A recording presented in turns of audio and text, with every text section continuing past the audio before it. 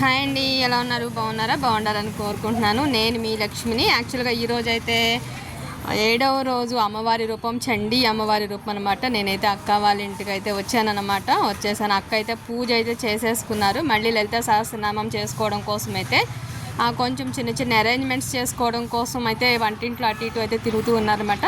నిజంగా అమ్మవారిని అలంకరించిన రూపం చూస్తే నాకైతే అలానే చూస్తూ ఉండాలనేది అనిపించింది.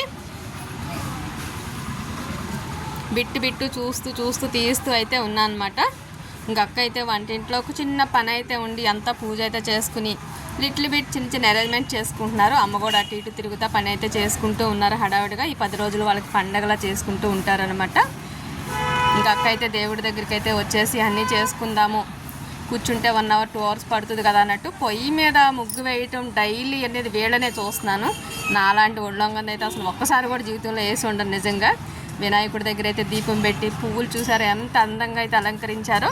ఇంకా అయితే అక్క అయితే ఇంకా ధ్యానంలో అయితే కూర్చుందనమాట, లలిత సహస్రనామం అయితే చదువుకుంటూ.